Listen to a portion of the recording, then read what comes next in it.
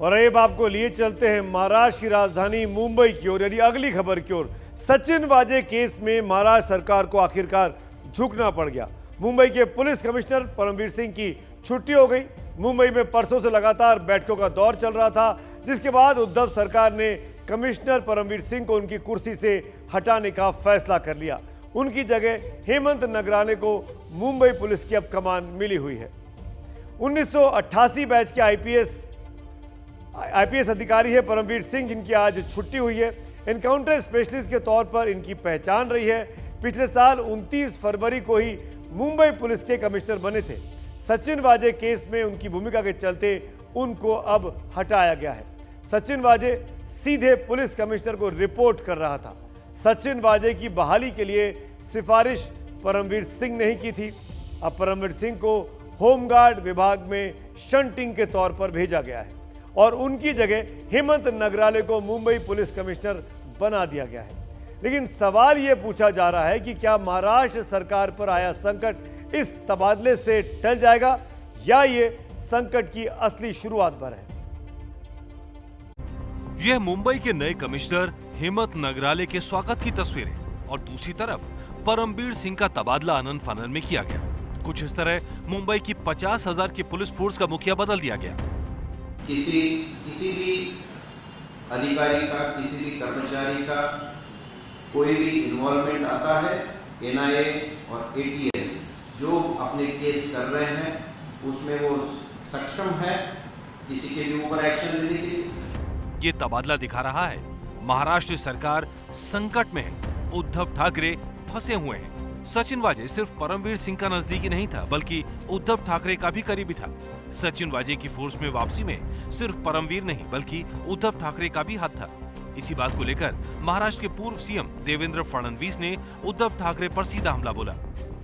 आप ये भी जानते हैं कि बीच में 2008 में सचिन वाजे इन्होंने शिवसेना में प्रवेश किया। कुछ समय तक शिवसेना के प्रवक्ता के रूप में भी उन्होंने काम किया और शिवसेना के साथ बड़े गहरे रिश्ते ये सचिन वाजे के रहे। 19 के अंत में जब शिवसेना की सरकार, उद्धव ठाकरे जी की सरकार आई, तो फिर एक बार सचिन वाजे को वापस लाने का प्रयास शुरू हुआ कि चूंकि कोरोना में हमको अधिकारियों की आवश्यकता है, हमारे कई अधिकारी बीमार पड़ रहे हैं, इसलिए हम सचिन वाजे को वापस लेते हैं।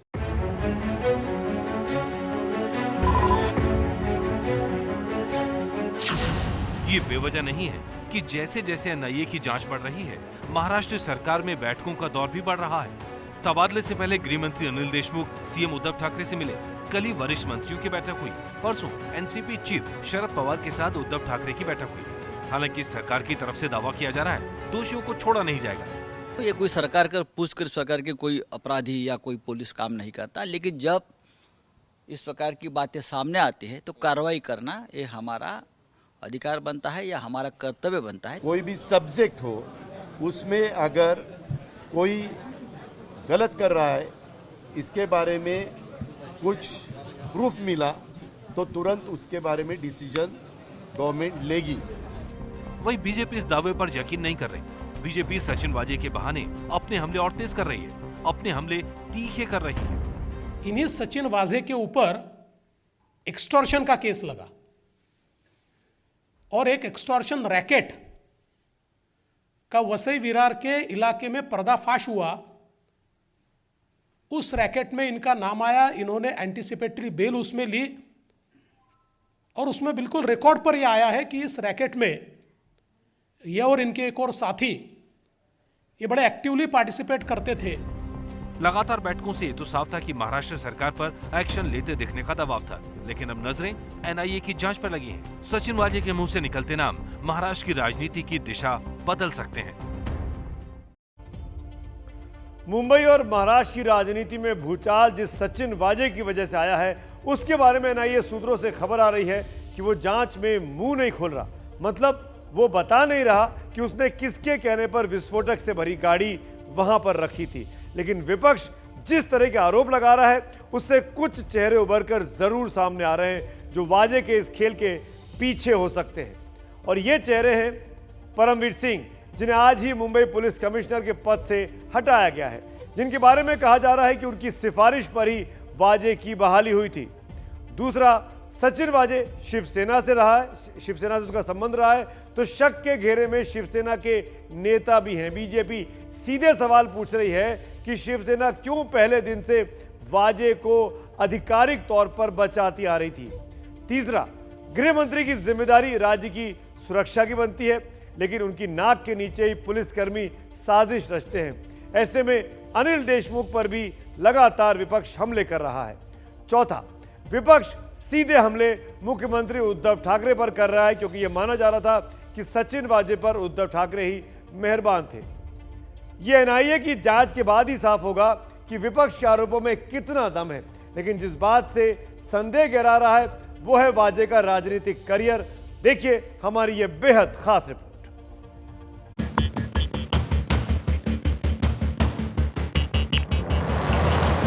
सचिन वाजे महाराष्ट्र की राजनीति का केंद्र बिंदु बन गया है। महाराष्ट्र में सचिन वाजे की छवि हमेशा से विवादित रही है। 1990 में पुलिस फोर्स में दाखिल होने के बाद मुंबई में एक के बाद एक हुए इनकाउंटरों ने उसे मशहूर किया, लेकिन ऐसी ही एक घटना ने उसका करियर डुबो दिया। 3 मार्च 2004 को हिरासत में मौत का आरोपी बना सचिन वाजे। तब ख्वाजा यूनुस नाम के शख्स की हिरासत में मौत हुई थी, जिसके बाद वाजे को सस्पेंड कर दिया गया। जब एक करियर डूबा तो सचिन वाजे का दूसरा करियर शुरू हुआ, राजनीतिक करियर। 2008 में वाजे शिवसेना में शामिल हो गया। माना जाता है कि सचिन वाजे शिवसेना में संजय राउत और उद्धव ठाकरे का बेहद नजदीकी था। एंटीलिया केस के शुरुआती दिनों में उद्धव ठाकरे सचिन वाजे का बचाव करते नजर आए। हे चित्र निर्माण केले जाते की जणू काही सचिन वाजे म्हणजे ओसामा बिन लादेनच आहे। शायद यही वजह थी कि जब उद्धव सरकार सत्ता में आई तो वाजे की लॉटरी भी खुल गई। 16 साल बाद उसे सर्विस में वापस लिया गया।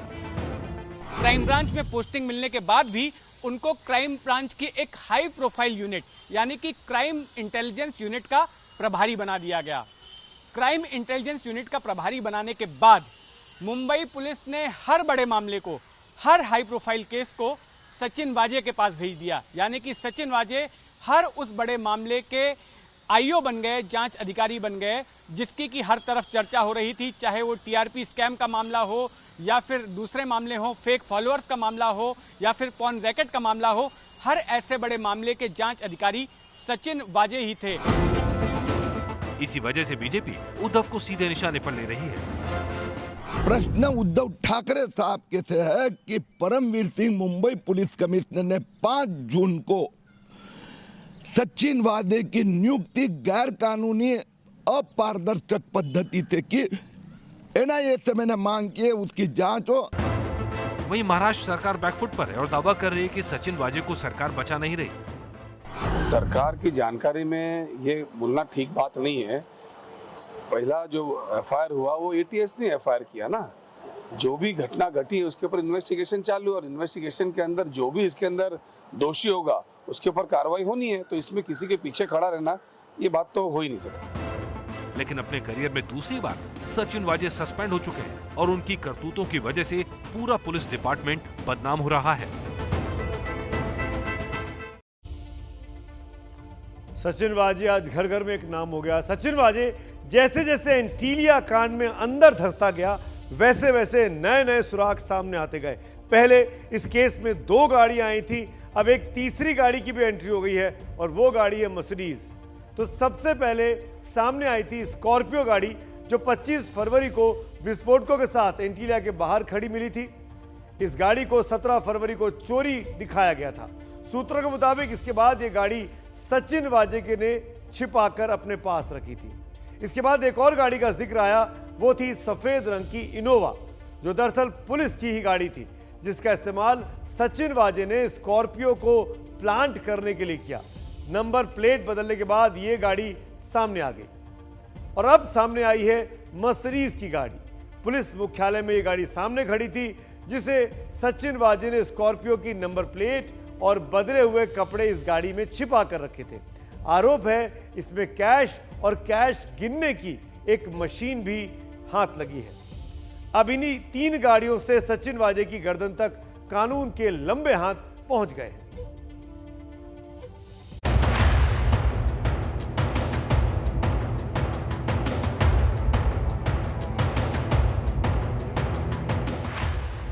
कब तक मुंह बंद रखेगा वाजे?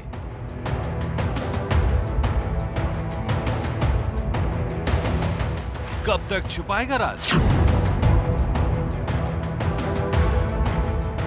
कब तक बचेगा मास्टरमाइंड? एनआईए की टीम के आगे लगातार 5वें दिन सचिन वाजे कुछ बताने को तैयार नहीं। वाजे ना ये बता रहा है किसके इशारे पर काम किया, ना ये बता रहा है साजिश का मकसद क्या था। लेकिन जांच आगे बढ़ रही है। सचिन की हर चाल की काट ढूंढी जा रही है। सचिन वाजे ने मोबाइल फोन कहीं फेंक दिया। अब सचिन वाजे के मोबाइल को क्लोन कर डेटा हासिल करने की कोशिशें हो रही हैं। सचिन वाजे ने कंप्यूटर से डेटा डिलीट कर दिया। एनआईए टीम डेटा रिकवर करने में जुटी है। सचिन वाजे सच छिपा रहा है तो एनआईए वाजे के सहयोगियों से पूछताछ कर रही है। इसी सिलसिले में वाजे के सहयोगी एपीआई रियाज खान को पूछताछ के लिए बुलाया गया। एनआईए के पास पुख्ता सबूत है कि इस वारदात को सचिन वाजे ने अंजाम दिया था। इतना ही नहीं, स्कॉर्पियो कार के नजदीक जो शख्स पीपीई किट में नजर आ रहा था, दरअसल वो पीपीई किट नहीं पहना था, बल्कि उसने एक ढीला ढाला सफेद रंग का कुर्ता पहना था और अपना चेहरा एक बड़े रुमाल से ढका हुआ था। ये बड़ा ढीला ढाला कुर्ता पहनने वाला शख्स कोई और नहीं बल्कि खुद सचिन वाजे था। कल ही हमने आपको दिखाया था कि कैसे सीसीटीवी फुटेज में एक शख्स 25 फरवरी को एंटीलिया के पास खड़ी की गई स्कॉर्पियो की जांच करता नजर आ रहा है। आज एनआईए ने खुलासा किया कि फुटेज में दिख रहा शख्स सचिन वाजे है, जिसने पीपीई किट नहीं बल्कि कुर्ता पहना है। एनआईए यह मानती है कि इस साजिश को एक शख्स अंजाम नहीं दे सकता। ऐसे पर और भी लोगों से पूछताछ करना जरूरी है। इसीलिए एनआईए लगातार सचिन वाजे की टीम के सदस्यों से भी पूछताछ कर रही है। जांच में सबसे ज्यादा मददगार बनी है गाड़ियां। इनोवा और स्कॉर्पियो के बाद मुंबई पुलिस मुख्यालय से एनआईए ने मर्सिडीज भी कब्जे में ली। सूत्रों के मुताबिक सचिन वाजे मुंबई पुलिस कमिश्नर ऑफिस से जितनी गाड़ियां लेकर निकले थे, सबकी डिटेल निकाली जा रही है। ये भी पता किया जा रहा है कि गाड़ियां किसकी हैं और गाड़ियों से सचिन वाजे का संबंध क्या है। सामने ये भी आ रहा है सचिन वाजे इस कांड में पूरी तरह शामिल था। एंटीलिया के नजदीक विस्फोटक भरी स्कॉर्पियो कार रखने के मामले में एनआईए द्वारा गिरफ्तार सचिन वाजे से पूछताछ और जांच में एनआईए के सामने कई बड़े खुलासे हुए हैं।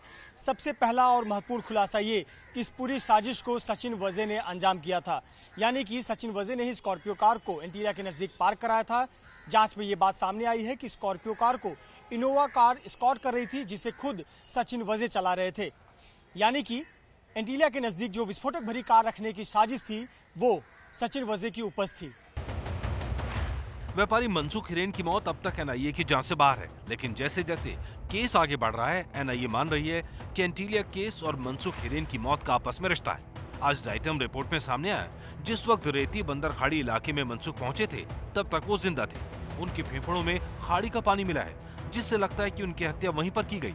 सूत्रों के मुताबिक सचिन वाजे बार बार दावा कर रहा है कि वो मौके वारदात से दूर था, जिससे एनआईए का शक और भी गहरा हो गया है। सचिन वाजे बोले ना बोले, वो सबूत छोड़ गया है, जिससे एनआईए का शिकंजा उसके खिलाफ और कसता जा रहा है। तो सचिन वाजे के इस बड़े मुद्दे पर दर्शकों की क्या राय निकलकर सामने आ रही है, हम आपको अब जरा उसको भी दिखा देते हैं। ट्विटर पर ललन जी चौधरी लिखते हैं कि सचिन वाजे एक राजनीतिक एवं एक पुलिस अधिकारी निलंबित होने के 16 साल बाद फिर से बहाल करना संदेह के घेरे में है उद्धव ठाकरे। वहीं काका मांगीलाल लिखते हैं कि उद्धव की सरकार में खलबली मची है, जिसे मदारी खेल दिखाने के बाद अपनी झोली डंडे समेटता है, वैसे ही उद्धव लगे हैं।